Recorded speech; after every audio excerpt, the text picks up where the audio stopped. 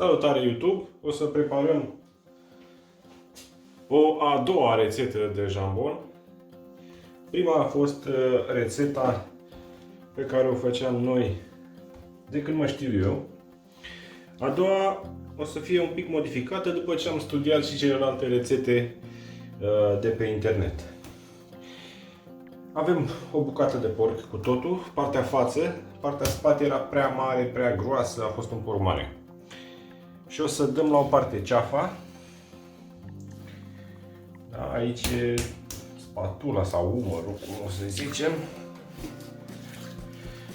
Vă anunț că ce fac eu aici nu sunt un măcelar profesionist și e doar felul meu de a face lucrurile.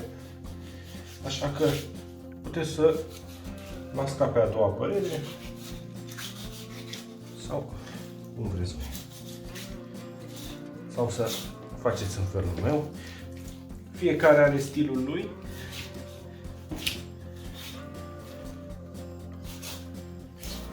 Plus că suntem la a doua jumătate de porc și suntem obosiți. Deci ce facem? Scoatem osul de aici, da? Și îi dăm o formă așa pe rotund. Da?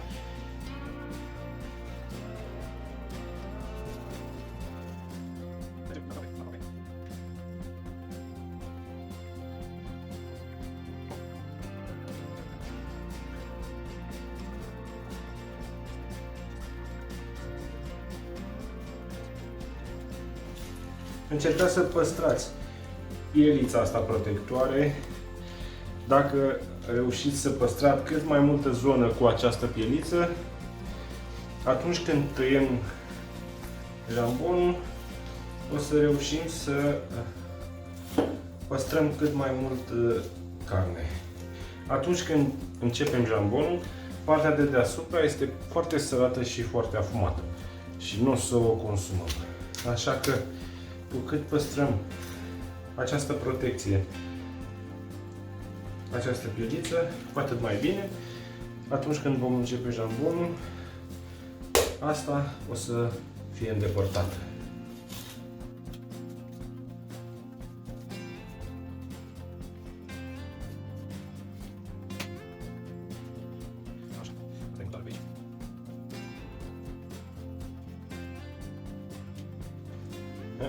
Aici am greșit puțin. Nu mai e nimic. Nu uitați, ce faceți voi acasă e perfect. Da? Nu trebuie să vă judece nimeni că a ieșit un pic strâmb.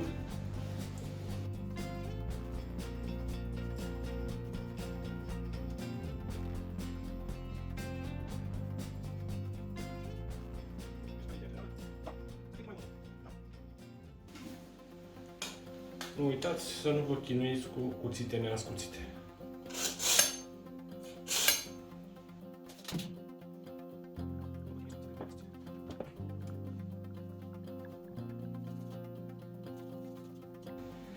Hai să scoatem osul ăsta.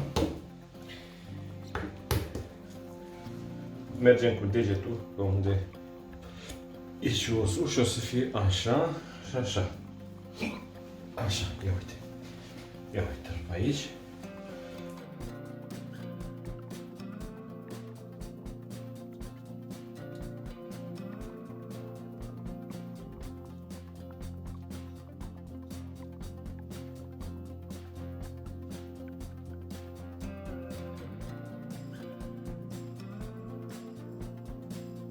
Nu prea vorbăresc, că v-am spus, e ultima parte.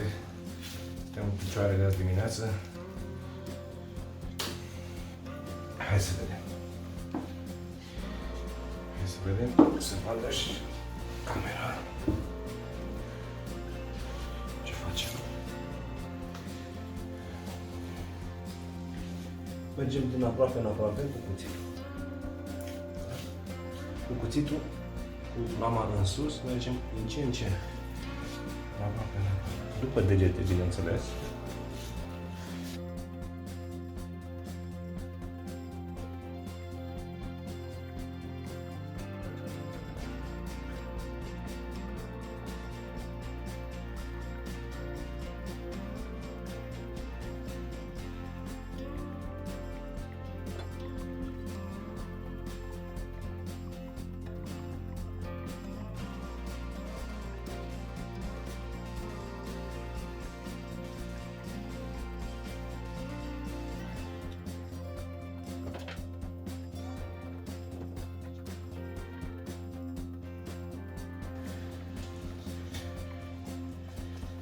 Observați? Mișcăm, se mișcă aici. Deci pe aici. Da?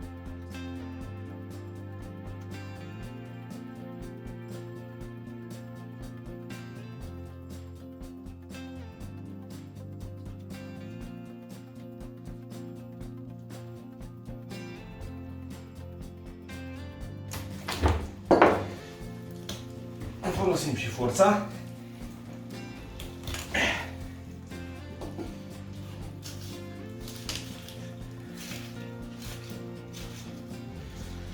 Dacă la primul video am specificat, pentru că așa știam eu atunci, că trebuie scos capătul acesta de os, neapărat obligatoriu și așa mai departe, după ce am văzut, studiat mai multe rețete, inclusiv pe cele italiene, am văzut că nu am nicio obsesie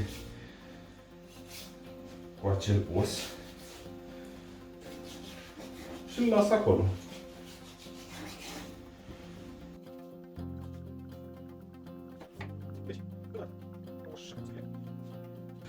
Deci, facem o linie imaginară, pac, pac, pac, pac, pac, cam așa. Hai.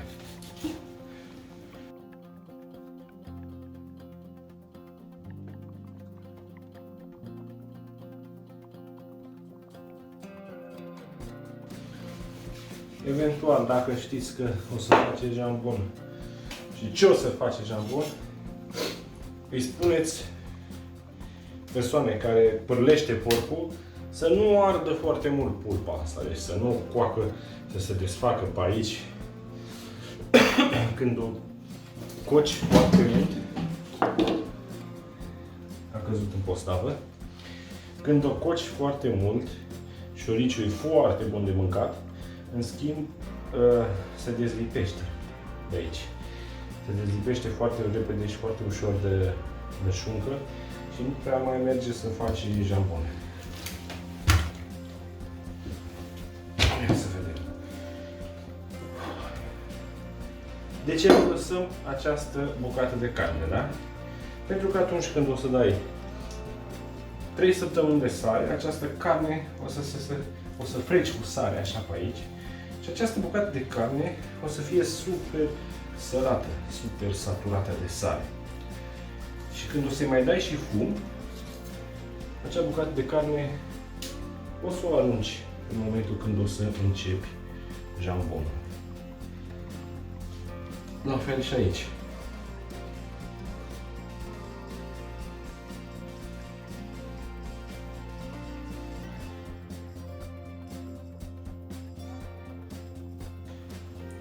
Îmi plăcea și acum nu-mi place mai mult.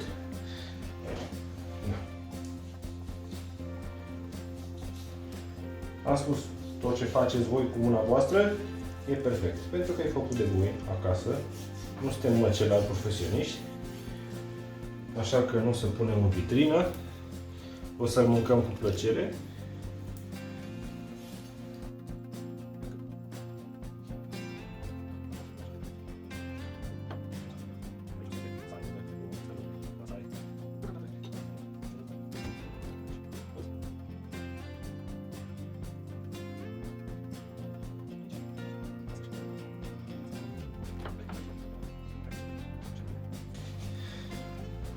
Să văd cam pe unde e.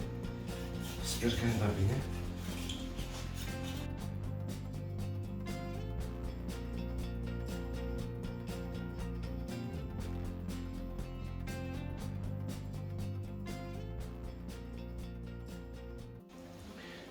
O să-i dăm o gaură pe aici.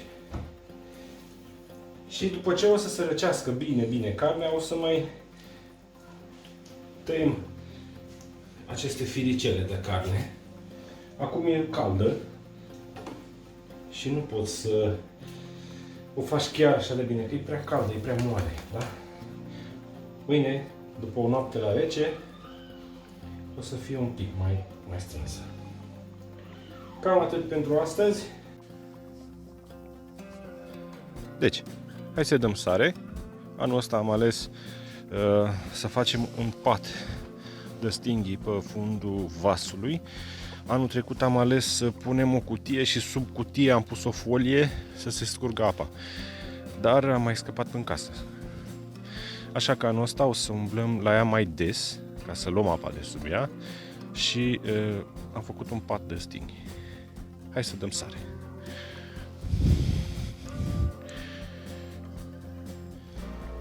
Facem prima dată jambonul. Frecăm cu sare o dată la 2 zile.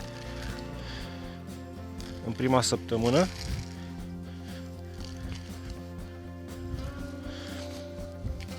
Foarte bine aici la os, da? Să aveți sare tot timpul. Și foarte important pe laterale. Pe laterale sarea tinde să cadă, dar trebuie totuși să frecați.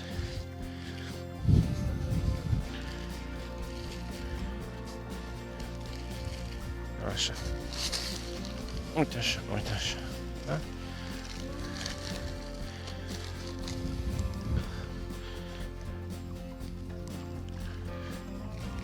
În vas, pe cât posibil să nu mai frecăm de 10 ori.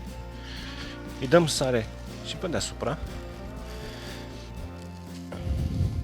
Chiar dacă în zona asta aici ține sare, adică asta nu înseamnă că trebuie să-i dăm un kil de sare numai în gaura aia. Uniform peste tot, da?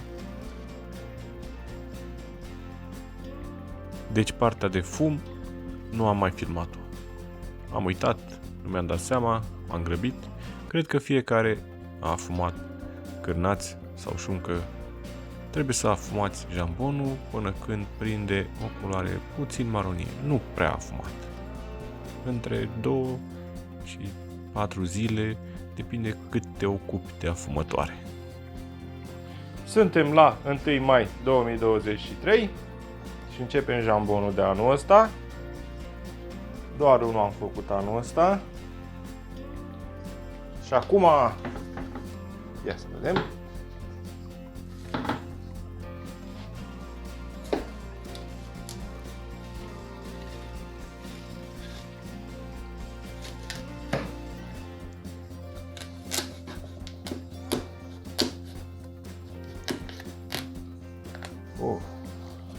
Cam lipsă mușchi anul ăsta. Avem mai multă grăsime. Hai mă!